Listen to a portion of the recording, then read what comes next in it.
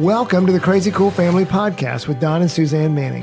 Parents, what if we could give you the power to transform your family into something absolutely amazing? A family where everyone is healthy, gets along, loves Jesus, and has great purpose in life.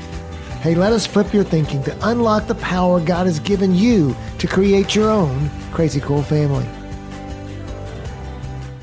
Hey, this is Jeff Zog from the Dad Awesome podcast. I love the Crazy Cool family, and specifically I hopped into Basecamp, all of these resources, the video resources, the specific guides that let me put the names of my daughters and my wife and just showing me visually, hey, am I making progress? What areas can I attend more to? So I'm so thankful. I want to encourage you guys to hop into Basecamp, sign up, dive into those first intro videos. It's been so helpful for my family. Hello, all you crazy cool families out there. I cornered Madeline and said, Madeline, come do a podcast with us. And I said, we're in the middle of our fight series. And I was thinking, Madeline, okay, let's talk about fighting for the little moments. Let's just talk about, making your best life now. And what'd you say, Madeline? I said, can I do a podcast on losing the fight? Because I really do not feel like I am winning right now in this life. And you're like, yeah, can I talk about wanting to give up the fight? Yeah. Can I talk about quitting? And so I thought, yes. I mean, raise your hand, moms out there, that dads even out there, that if you felt like I'm losing, I'm not winning the fight, that this is hard. I don't want to do this anymore. I throw in the towel. I quit. I mean, I know going back to, as I look back, I remember those moments. I remember seasons. I was just sharing with Madeline that, right after Michael was, or I think Michael was like 1 or 2 and I got pregnant, and it was like, I can't do it anymore, Don. I'm done. I can't. I'm not. I don't want to play. I don't want to be mom. I don't want to be anything anymore. Can I be single without children? And he's like, no. But we can do this, and this. And he kind of gave me he just gave me an out. So I didn't feel so cornered. Anyway. And so Madeline, tell us a little bit about like what it is that's going on that made you, what makes you feel like you're losing the fight, but also how did you fight each day for your family to make your family great? Because while I know that you believe that you were losing the fight every day, I know Truett and Everly, your 3-year-old and your 1-year-old, they didn't feel like they were losing anything at all.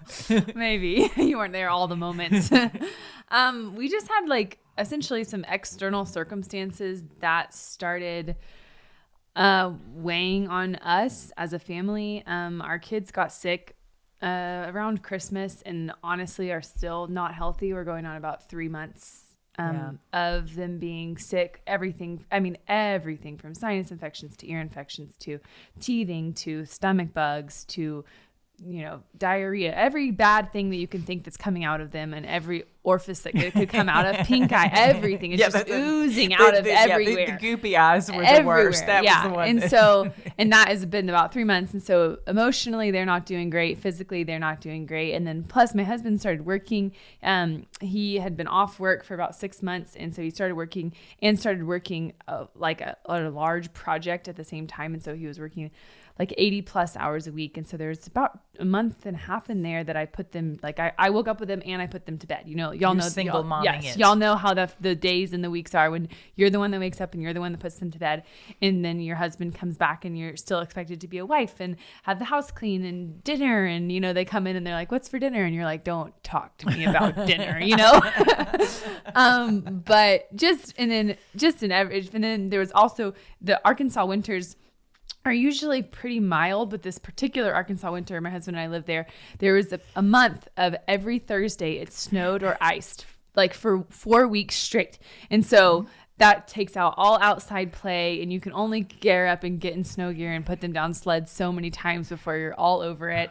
And then they're all snotty, so you can't do it anyway. Yeah, and so there's just like a bunch of external circumstances that essentially made it to where it felt like if I looked at any area of my life, I was like losing. My house was chaotic. My relationships felt not peaceful. I didn't have any time for myself. My kids weren't healthy. I never saw my husband because he was working so much. So that felt like just any area I looked at, I was like, I'm losing. And then plus my own mentally, I just like mentally was feeling like a crazy person, because some moments I'm like, you're the cutest person in the world. And the next moment I'm To like, the children. to my children. To the next moment I'm like, if you don't leave my side right now, I'm going to lose it on you, you know?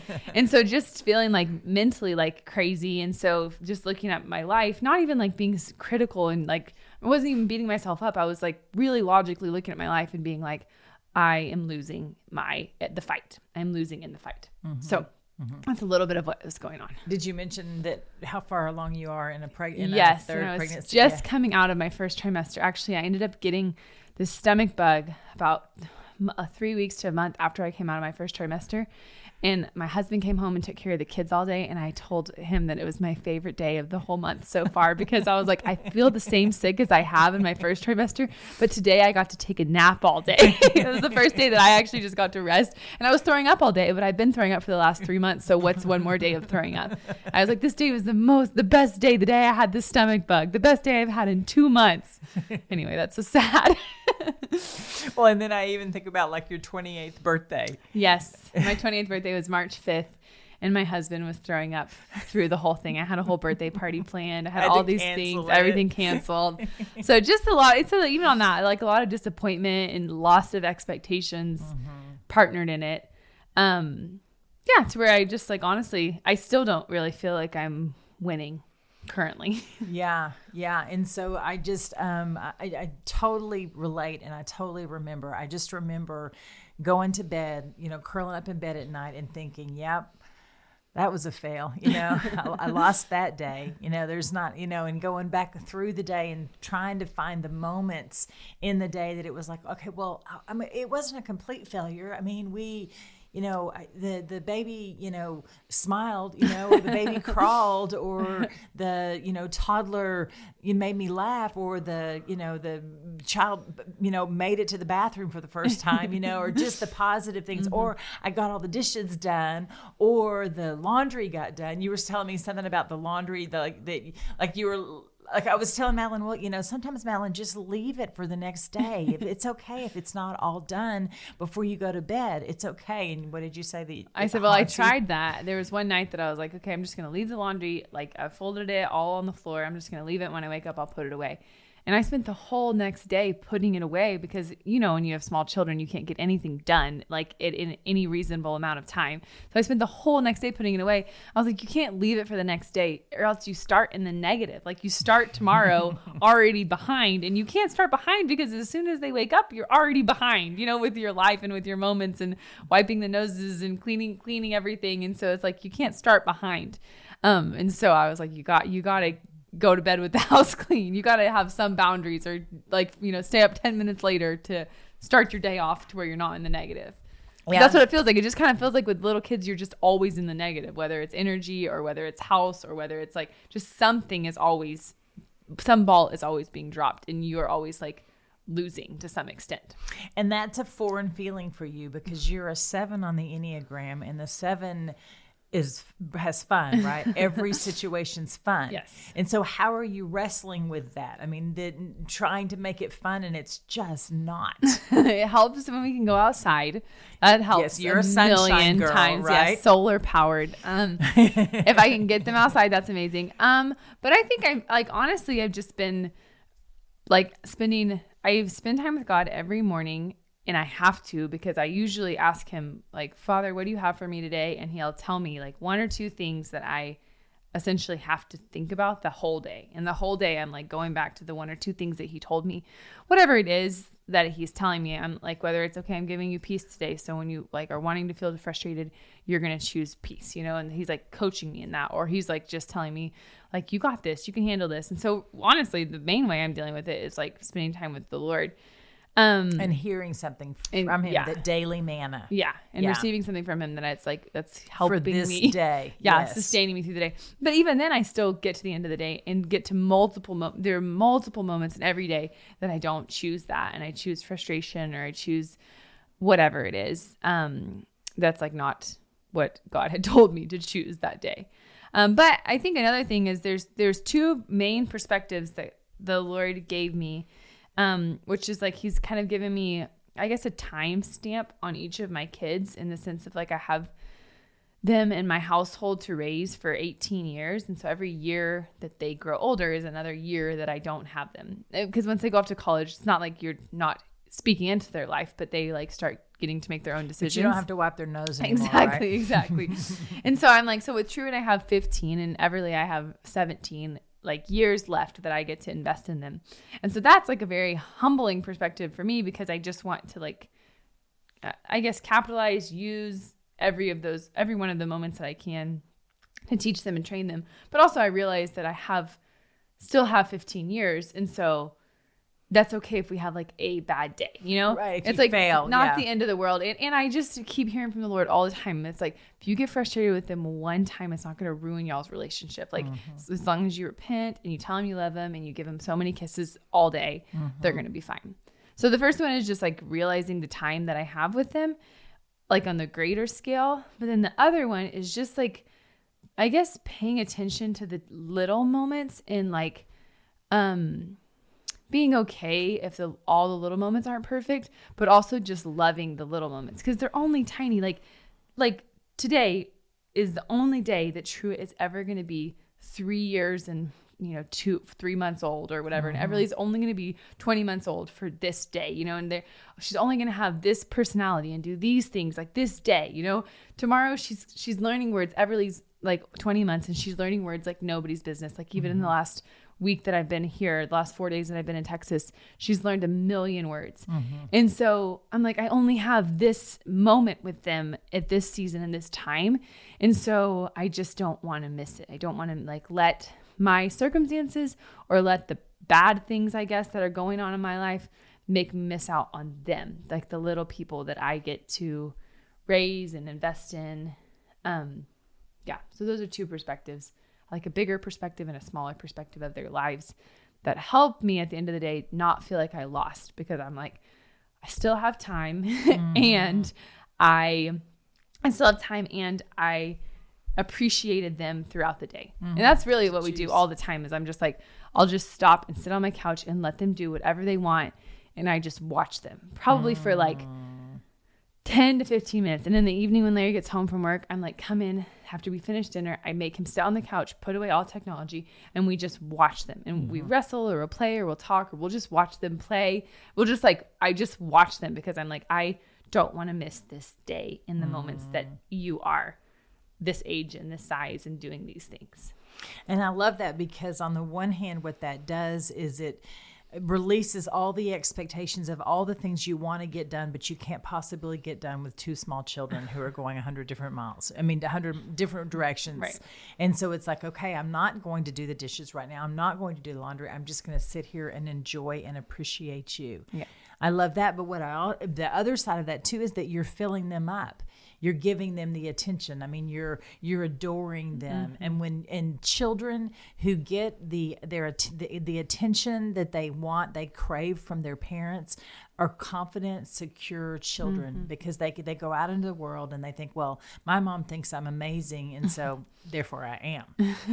and so I love that. And so that is one of the things that Madeline is very good at. Is she's very good at playing with her children, shutting down your own agenda to play with them. And I find myself getting the most frustrated and feel like I'm losing the fight the most when I have things to do and I can't just be their mom. Like when we're trying to get out the door for church, it's like one of the most stressful times. Y'all know if y'all getting kids out the door for school, it's like just one of the most stressful times getting out the door with two people, and they can't do anything. They can't do anything. They can't put on their own shoes. They can't get themselves dressed. They can't go to the bathroom. They can't change their diapers. They can't grab their water bottles. They can't, put the diaper bag in the car. They can't buckle themselves in the car seat, Not to mention the fact that what they're doing, they would rather be doing. Yes, it's counterproductive. Yeah, so every time that you're like, okay, let's go get in the car, they're dumping water all over the floor in the bathroom because they're in the middle of playing a game. So now you have to wipe the bathroom, just all the things that it takes to get out the door.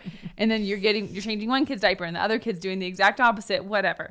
And so when I'm trying my own plans or agenda or ideas, or even things that are like necessary, like my job that I have to do or places I have to be, that's when I find myself getting the most frustrated because they're not fitting into my schedule. And the days that I love the days that we don't have anything to do and we could just watch and play. And I have set times to clean my house, right after breakfast, when they go down for naps, and before bed.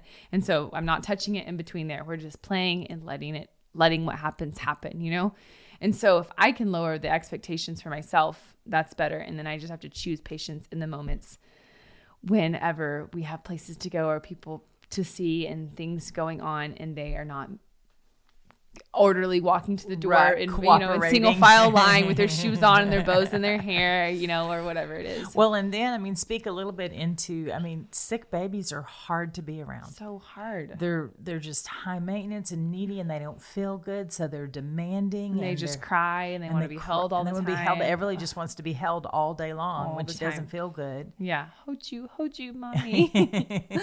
and so then you're just feeling discouraged. Because then I remember actually a few weeks ago calling my mom, just started crying. I was like, I don't even know how to be their mom anymore. I was like, all the things that I know how to do. Well, she dropped him off at Macy's house. Yeah, Macy to go was watching them because it was the week of her birthday, and so Macy was like, "Okay, I'll watch him. I know, everybody's like, we see you drowning, Madeline. Go shopping and just have some. I used to always say, I just want to run to Target. I would do like a 9 p.m. Target run and stay till it closed. Just look up and down the aisles at nothing, just to have a thought completed in my head. Like if it came in, then it got to finish before it got interrupted with mom. Yeah. So I had just sat down. I had sent Macy with the kids, and I had just done this for the first time. It was like this big moment for me because I'm like finally getting a break from all this craziness. And I sat down at Starbucks, and I was just because it's the other thing, you haven't been able to have Starbucks because I've been so sick. Yes, I've had a big coffee aversion due to being pregnant. Anyway, so sat down at Starbucks, got my coffee, and was about to start working on some stuff, just being by myself. And guys, not even 5 minutes into this, I get a call from Macy. Hey, has Truett been acting weird this morning? Because he just threw up. I was like, I said, call me back in 20 minutes. If he's throwing up again, I'll come and get him. I was like, listen, I don't know what's going on. And so about 20 minutes later, she calls me back. She's like, hey, he just threw up again. And so I'm like, okay, he probably has a bug because he doesn't really throw up very often. So I'm just feeling so discouraged. I get in my car and I head back to my kids. I had, 25 minutes of my big break that I was anticipating for 3 hours. Yeah. And so I call my mom on the way. And I just told her, I was like, I don't even know, because they've been sick for so long, I don't even know how to be their mom anymore. Like all the things I usually know. Oh, and Truett's sad about this. This is how I can talk him out of feeling these big emotions. Or when Everly's throwing a fit, this is what I do. But it's like nothing. She lets her lay on the floor and laughs at her is what you do. But anyway. Because it's ridiculous. Yes. But I was like, I don't even know how to be their mom anymore. I'm like, I feel like we feel like that so many times. Like, I don't even know how to do this anymore. I thought I knew how to keep my house clean, or I thought I was organized, or I thought I loved my husband, or I thought I was a good mom. And then whatever circumstances happen, and you just feel like inadequate, or just like you lost. You're like, I don't even know how to love them or take care of them. I don't even know how to read them. I thought I knew them. I've been raising them their whole lives. I think if anyone knows them, I know them, and I'm completely lost. And so it just felt like a big old fat loss. Yeah. Yeah. And Madeline never cries. She's the happy-go-lucky. She's not really a feeler. She's more of a thinker, and she can logically talk herself out of being sad, or any negative emotion she can talk herself out of and get back on top. And so it was just a good red flag that, okay, it's time to send the cavalry in. Yeah. And I think Molly and I came in that next weekend, and we, helped get everyone healthy. It was very funny because I called her and I was crying on the phone with her, and then I got back to Macy's house, and Truett came up to me and just started bawling. I was holding him. He just started crying, Mommy, I've been throwing up. I feel sick. And Macy was like, he hasn't been like this. He's been like so brave and so strong. And I said, oh, whenever you talk to your mom, you just cry. I said, you can't help it. I said, I just did it on the phone with my mom, Truett. Don't worry. It's like when mom comes home, you just cry. And so that, honestly, to me, that day was a win, because I was emotionally, I'm still his mom. You know, I'm still Yeah. a safe place, even though everything's and crazy. You're thinking all those things that you're not adequate, but he's not. Yeah, and I'm frustrated that I'm mom- coming back and that he has a stomach bug and that I Yeah. lost this and I'm feeling entitled to the time that I thought I was going to get. But I just walk in and hug him and it doesn't matter anymore. All It's like melts away. he's my baby and he's sick. I'm going to be with him. and he needs you. And that's the win, you know? Yeah. And you're supposed to cry in your mom's arms, you know? and you do. Whenever you have a healthy relationship with your mom, that's the arms you go and cry in. Yeah. And that's the win. Yeah, that's good. And so just to flip it, you know, to kind of maybe even wrap it up a little bit, you know, I moms, have you had those kind of days? You know, have you had those kind of seasons? I mean, I go back to think about, I just told Madeline this over and over again. When Madeline was, I don't know, maybe 2.5, she ended up in the hospital with RSV and pneumonia. And I just remember being so grateful that somebody else was taking care of her. Because You had two other, Mackenzie and Macy? Yeah, well, I think I just had him nursing Macy. I think it was Okay. tiny Macy, and that was And then it. Molly. And Molly, yeah. And I just remember feeling so overwhelmed and so up to my eyeballs, and I can't do this. And I was trying to boost the immune system and do the natural things, and had been to the doctor 4 different times and was doing the antibiotics and doing all the things, but it wasn't enough. It just wasn't enough. I think we even missed Christmas that year. Didn't even get to go to the end because we had a 95-year-old grandmother and we didn't want to expose her to RSV. And I remember feeling overwhelmed. And that's one of the many, many times as I look back and remember feeling overwhelmed. And and we got on the other side of it and we looked back, and I was just telling Madeline, the sun comes up in the morning. Joy might not be there in the morning, but the sun comes up, you know, and it's a new morning, and it's got freshness with it. And with that new day, you get the chance to love again. But as I look back on that stressful time, and as Madeline looks back, it's still very fresh, and she says, Mom, I feel like I'm still living it. You know, it's still like we just went tonight to go shopping. And like her little kids have got so much energy, and they're all over the place, and they're like, yeah, and, you know, in stereo, both of them back and forth, and it's just crazy. And we sit down to eat, and I go, wow, that feels chaotic. And I think I said something like, are you kidding me? I was just thinking this has been such a peaceful, relaxing night. She was like, were we at the same night? Exactly. I was like, this is my life. Like high energy children running craziness. And she was like, that was chaotic. I'm like, oh, this has been amazing.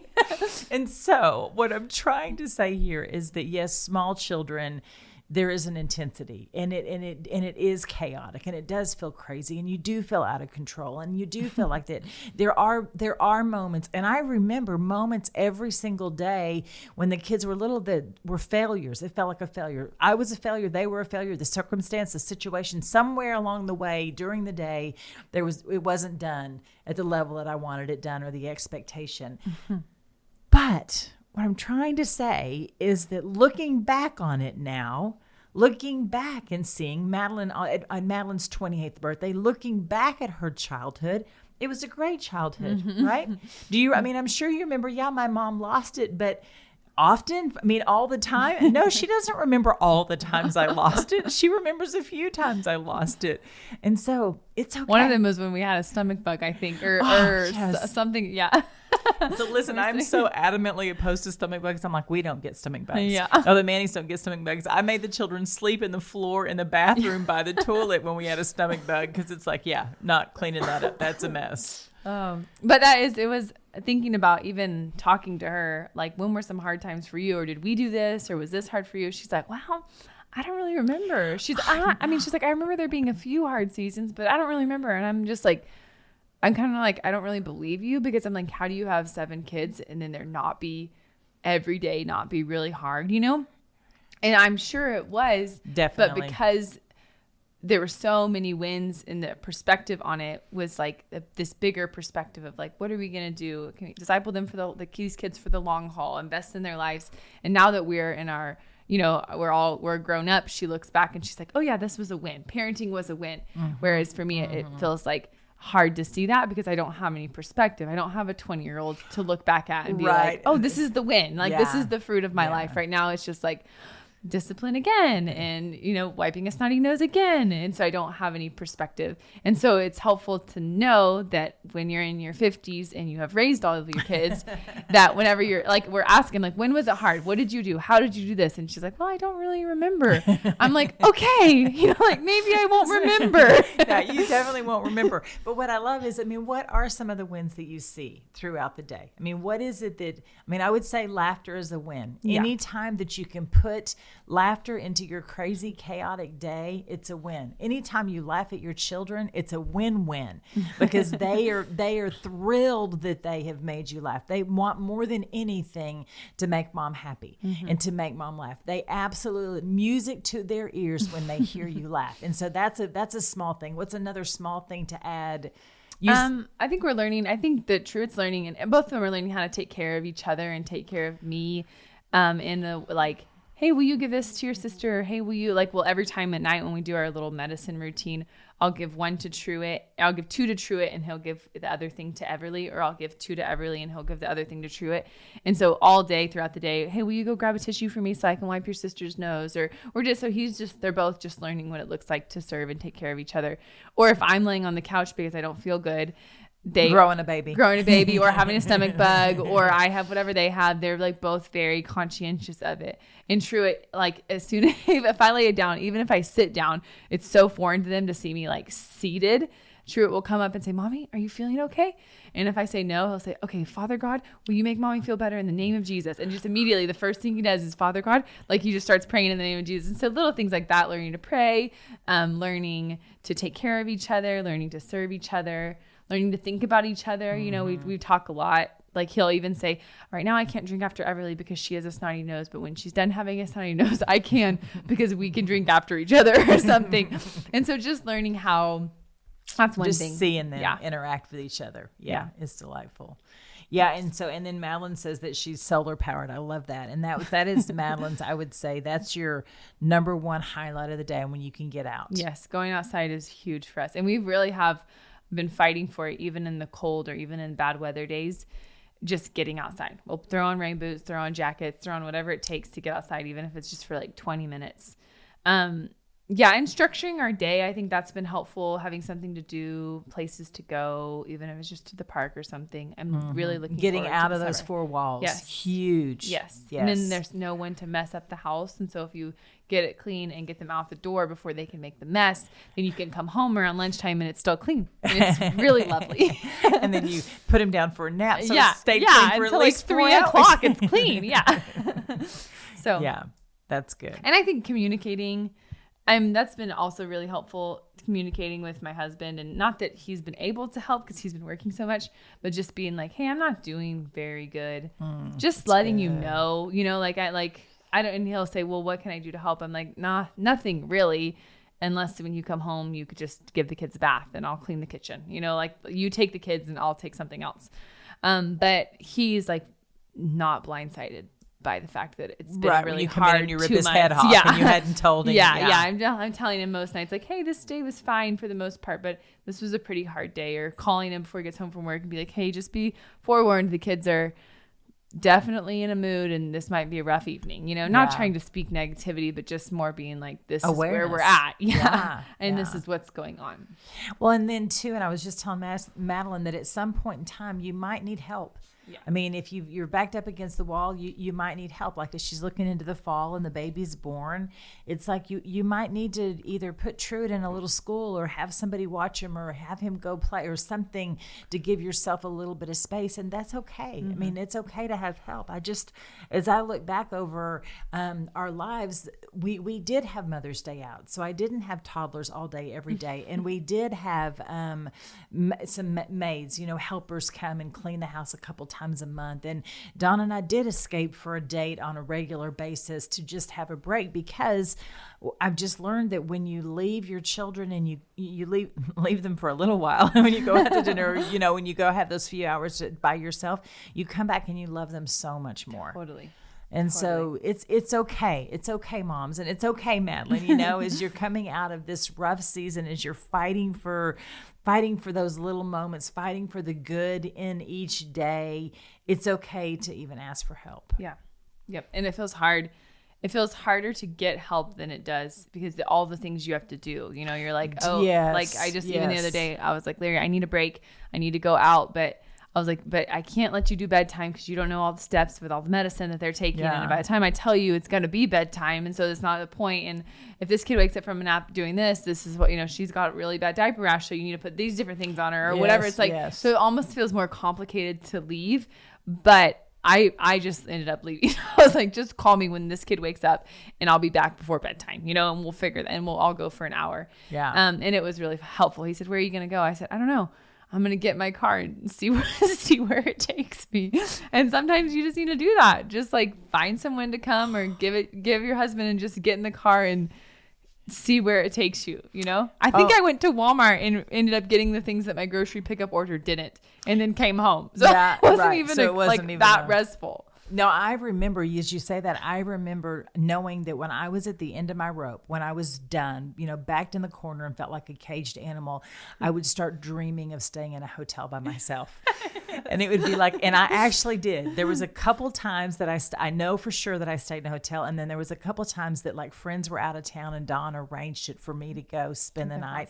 And whoever nursing infant that I had with me, I would take that one with me, but I would leave everybody else at home. And it really was a beautiful, beautiful reset for my sanity to come back in. And so if that's what needs to happen, and Madeline's actually might even get to do that because she's in town to go help a friend have a baby. Yes. And so she's going to leave her babies here. So she's going to get to drive a few hours by herself, be with friends, and then drive back. And so maybe that will be the reset. And then summer's in the air. And so I'm just believing for you that this season is behind you and new season is ahead of you. And enjoy it before the newborn is here and you're reset into a new season. Yes. All right, families, thanks so much for listening to us. And if you are fighting for those little moments, if you feel like you are losing the battle, then we just encourage you to press in, seek the Lord, enjoy your children, see the highlights and the little moments that he gives you, the little bitty gifts, the little bitty things, because they are there. They might be hidden underneath the big things, but they are there. Just look for them. Yes. One more last thing. I ask Larry this a lot because my husband Larry is very task oriented. And so when he gets home from work, he often is still in task mode. And so he'll be doing things. And I'll ask him, I'll say, hey, do you want to be doing that task or do you want to be like living in this moment? And he knows that sounds like a little bit of like a harsh question, but a lot of times it's because he's preoccupied with other things. And I ask myself the question a lot too. I'm like, do I want the dishes to be done or do I want to go outside and play with my kids right now? And sometimes the answer is no, I actually would like the house to be clean. You know, people are coming over this evening and if I can get on top of it right now, then I'll feel more peaceful later on in the day. But most of the time the answer is I want to choose them. And so just maybe as a question to ask yourself as we kind of close out and end is like this or this, them or whatever the thing is that's stressing us out, them or whatever the task that feels more important, them or whatever blank answer is. You know, like, do I want to build a relationship with them or do I want to continue to lose my temper at them or whatever the thing is that you're dealing with, like them or this other circumstance or situation. And I bet you most of the time it'll be them.